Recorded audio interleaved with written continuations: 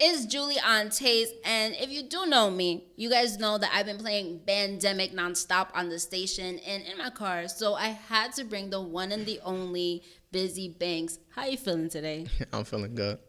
How you feeling? I feel good. I really can't complain. I'm super excited to have you here. Like, if you do know me, I've been talking to Shauna and Reggie about you since the beginning. I've been literally like, can we please get Bizzy Banks in here? So, having a great time with you. Thank you. Mad hype, super hype. I never imagined that you look the way you do from your music. Do you feel like girls consider you more cute or more handsome?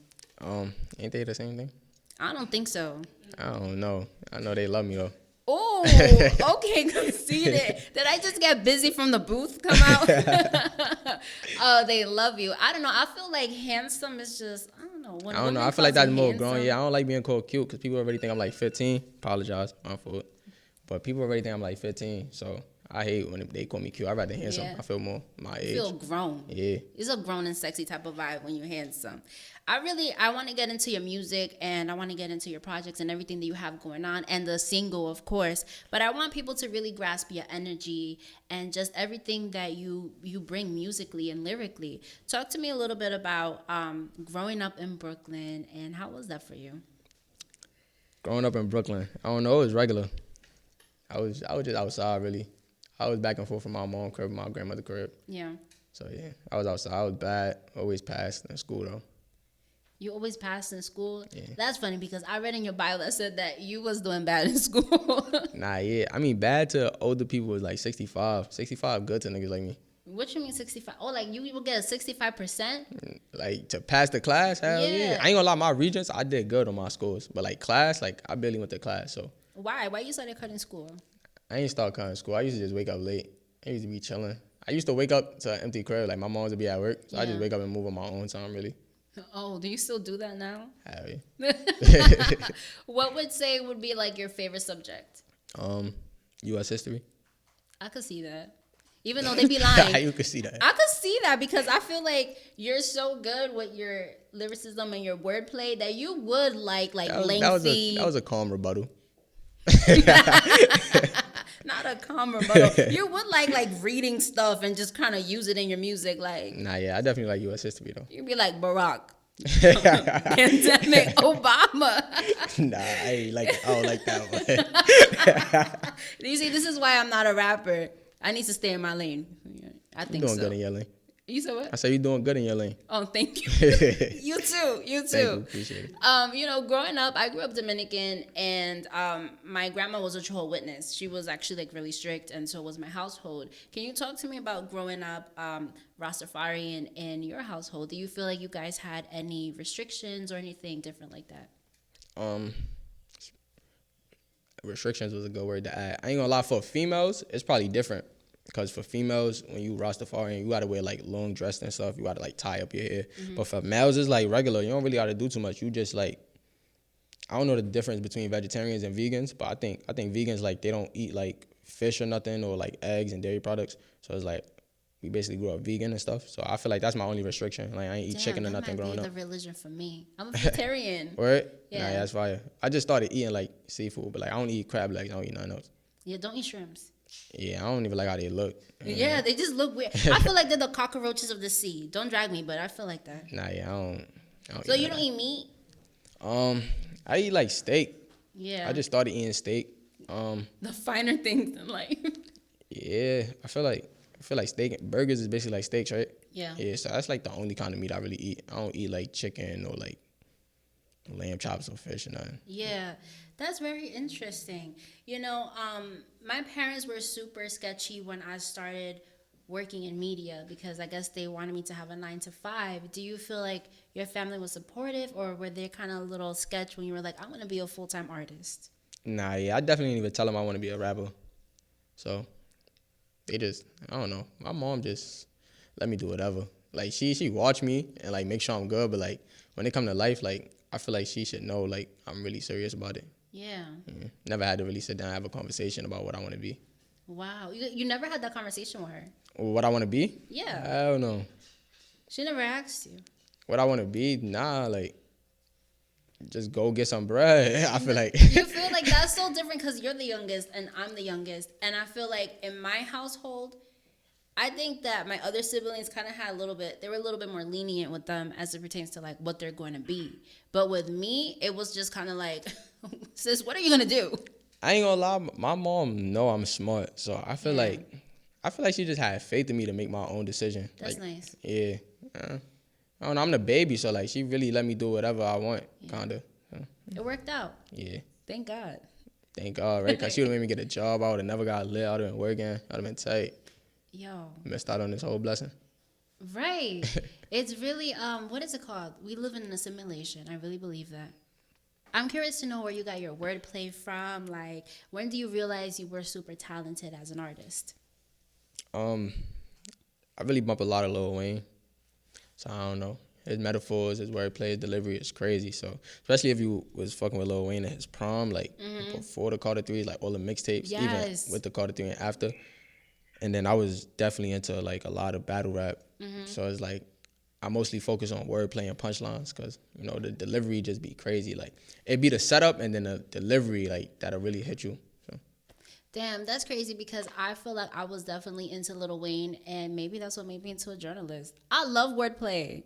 That's what really got me into your music. I'm like, wait, do you guys catch that? It just went crazy. It's a lot of lines a lot of people don't catch. Like yeah, you have to be smart. I feel like. Yeah.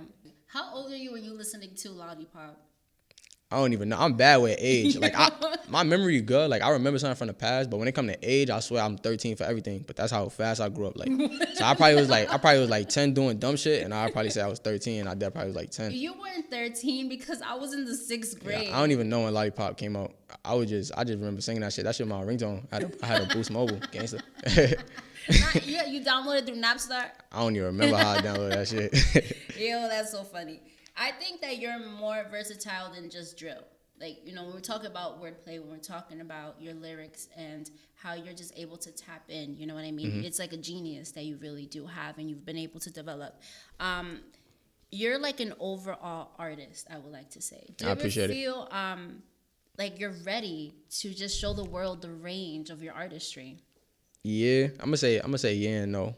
The humble part of me gonna say no because I know it's like more stuff I could work on. Yeah. So it's like I'm kind of happy that I'm where I'm at right now because I could work on that. But then I'm gonna say yeah because it's like why would I not be ready for that? For me? Yeah. Do you get frustrated sometimes as just being labeled as a drill rapper or a drill artist? Nah, not really. Cause I feel like I don't know. I feel like my supporters gonna take whatever I post. So I don't really see the labeling. So I can't really answer that. Interesting. Because I also feel like sometimes like I don't know, sometimes when you're not, I don't want to say ready because you are ready, but when you don't want to move on from where you are, you may feel like you still have more to prove and drill. Do you feel like that? Not really. I ain't gonna lie. I feel like me and G Bando the best out, so I don't think too much on drill. To me, I feel like it's easy. Like I don't know how to explain it. I don't want to sound cocky, but that's where I'm gonna leave it at. It's not sounding cocky. Sometimes being humble is beautiful, but when you know your power and you know like the work that you put behind something, it may just really just come easy to you, like divine. Nah, yeah. I think that hip hop really is based on originality and authenticity. And when we talk about your words, you're a wordsmith. You really are. And people who really analyze lyrics, like I'm one of them. I'm one of those people that I really like to analyze how an artist put things together and like how does this make sense? You know what I mean? Can you talk to me about how frustrating it is when you have other people who are plagiarizing your style or your work? I don't know. Sometimes I don't pay it no mind. It'd be crazy because I really don't pay it no mind because I don't listen to a lot of people. So like I don't really hear it.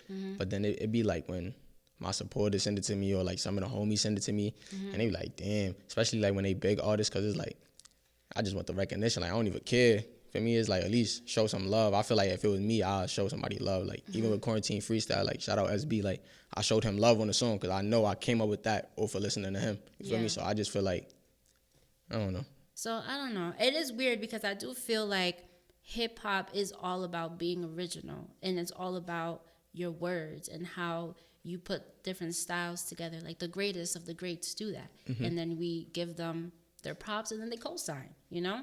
So I could understand how serious that would be. You know what I mean? One of my favorite songs from yours is definitely Top 5.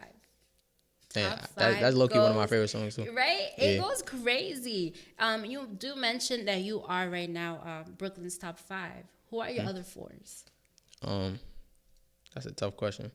I ain't gonna lie. I'm fucking with Leaky G Bando, Kyle Structure. Probably pick me, my son JK. But you were ready. You said it was tough, but you Yeah. was ready. I had to say me again. You know, I take 2 spots. Damn. I see what you did there. Yeah, see what you have to feel yourself though. You have to feel yourself. You know, my other favorite song, of course, is Bandemic. And the quarantine freestyle does literally go crazy. Like, it really does. You really got us through the pandemic with Bandemic. I was visualizing myself literally on Instagram with a whole bunch of bands. I was like wondering my caption. I'm like, yo, how am I going to caption this? Whose money am I going to take to freestyle this? Can you talk to me a little bit about your new record, City Hot? City Hot. We was just listening to it. It's fire. Thank you. Appreciate it. I don't know. City Hot really like more of a statement kind of song. Like, some people might take it as a diss, but it's not even like a diss. It's just really, I can make it hot when I want to. Like, I don't know. Like, I'm humble a lot, as you can see from me. Yeah. So it's like just one of those songs where I talk my shit, where people be like, oh, he could talk like that. Because for me, that's what they want. I feel like that's what they want to see from me sometimes, because I be so quiet and so in the shadow for me. So that's really what City Hot about. Do you feel like you're like 2 different people when you become an artist? When you get into the booth and you just put on, I don't know, my director says I put on a costume. Before I sit down with an artist, he's like, oh, you're going to put on your costume? And it's like, I feel like I'm 2 different people. One is Yulissa Delgado when I'm at home and I'm chilling and I'm with my dog and my family. I'm loud, but it's just different. And then there's another person who interviews artists, who hosts events, and it's just a different being. Do you feel like that when you step into your artistry? Nah, I feel like I'm the same person. Yeah. I don't know. It's a song. It ain't come out yet, but like I was like I'm hella humble but conceited when I rap. I'm an angel but a demon when I snap. So it's like, okay, my next caption. but nah, yeah. So it's like that. It's like I'm really me when I get in a booth, but like I'm just not like that in front of everybody. Like I'd rather be. I guess you could say it's a costume. Yeah. But that's really me though. So it's like I'm not gonna come up with something if that's not me. So I feel like I'm the same person. You could be 2 different people. They just live inside of you. Nah, that makes sense. Your creative side and just your chill side. Yeah. You know? I do feel like that too. Like when you get conceited about what you feel, like your creative side, your art, you have that right to. You know what I mean? I think that some people are conceited because of nothing. But when you have a talent, you have the right to step into that. Nah, facts. Talk to me a little bit about your creative process. You know, we were just talking about being in the booth, but like what really gets you to make that song? It really be the beat. It be the beat on how I'm feeling at the moment. So like, if I'm mad at the moment, I'm gonna make some shit like City Hot, Don't Start Too. I mean, it's like, that's when I really took my shit. You were mad? Who got you mad? I don't even know. I be tight. Sometimes I be talking to myself. I be in the crib like, I don't know. I be stressing certain things about music. Yeah. I just be feeling like I'm that nigga or like I deserve certain shit. So I just start bugging. Or like I be talking to like Ruby or somebody. Or, I mostly talk to Love a lot. For me, so it's like, I just talk to certain people and it depends on my mood. Like, even when I came up with Drifting, like, I literally came up with Drifting because I heard the beat, but we was dead in the other room talking about cars. And I just left the room and just went to go rap. So it's like, it just be on my mood, like however I feel. That's dope. I kind of wish that I had that talent to just rap. Like, I want to be talking about something and be like, you know what? Hold up. Let me go into the booth real quick. Nah, facts. Hey, that would have saved me so much time through my breakups. So much time. No, I'm just kidding. Nah, you got on your A Boogie shit? You said what? So you would have got on your A Boogie shit? Hell yeah. Swerving. When can we expect a full project from you? Sometime this summer. I don't got an exact date, but definitely this summer. This summer? That's mad close. Yeah, hell yeah. Are you excited? I'm excited. Yeah, I'm excited. I've been feeling a drop lately. I feel like I ain't really dropped that much this year. I know the viewers don't know, but I was basically saying that I'm a fan. So I'm so excited. Thank you so much for everything, for your love, your energy, your I appreciate transparency. Where can people keep up with you and everything that you have going on? Instagram at GMTO Bizzy, YouTube Bizzy Banks. I really be on Instagram a lot talking shit, so mostly Instagram. You be talking shit on Instagram, not on Twitter? Nah, on Twitter, I be more positive. I be talking about, like, cryptocurrency and shit. What do you know about that? I just learned about that shit. I'm not gonna lie. I watched SNL and I was just like, yeah, I don't know, but I guess I should invest. Nah, I definitely invested though. Yeah. I'm not gonna lie. I saw your website is hella fire. Tell them all about it. Nah, yeah, my website definitely fire. BizzyBanksOfficial.com. I don't know. It show when I'm about to drop new music and stuff like that. I mean, it show everything that my Instagram show. But for me, merch might be dropping on the site, so definitely tap into the site and get in with that. Ooh, the merch. I already know. It's gonna go crazy. Get one that says Bandemic. I need it. Nah, yeah, definitely. I was supposed to ban some Bandemic. I ain't gonna lie, that's smart as hell. Should have ended that. You feel me? Hire me, creative director. I got you. I see a vision. Nah, yeah, for real. Yulissa on Taste.